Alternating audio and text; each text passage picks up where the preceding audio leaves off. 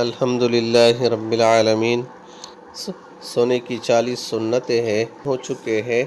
سنت نمبر 31، ایسے چھت پر نہ سوئے جس چھت پر دیواریں نہ ہو، کیونکہ اس میں چھت سے گرنے کا خدشہ ہے، اندھیرے اور نیند میں ہو سکتا ہے آپ کو پتہ نہ چلے اور آپ نیچے گر جائے۔ ابو داؤد کی روایت۔ سنت نمبر 32، سمجھدار بچوں سے پوری احتیاط اگر ہو سکے تو میاں بیوی ایک بستر پر سوئے۔ مشکات کی روایت۔ سنت نمبر 33، جب بچے تقریباً 9-10 سال کی عمر کو ہو جائے تو بھائی بہن کے بستر بھی الگ الگ کر دے۔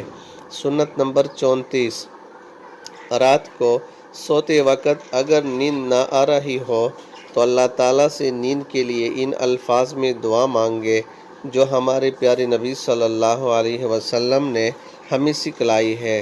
اللہم غارت النجوم وہدأت العیون وانت حی قیوم لا تأخذک سنۃ ولا نوم یا حی یا قیوم اہدئ لیلی وانم عینی۔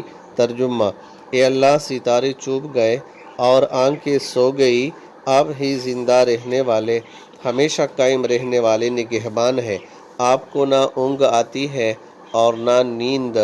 اے زندہ رہنے والے اور قائم رکھنے والے، میری رات کو پرسکون بنا دیجئے اور میری آنکھوں کو نیند دے دیجئے۔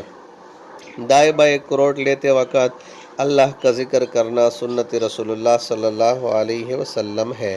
سنت نمبر 35، رات میں اگر کوئی برا خواب دیکھتے ہوئے آپ کی آنکھ کھل جائے تو 3 دفعہ بائیں طرف تھوک دے اور کروٹ بدل لے اور 3 دفعہ اعوذ باللہ من الشیطان الرجیم پڑھے اور اللہ تعالیٰ سے اس خواب کی برائی سے پناہ مانگے۔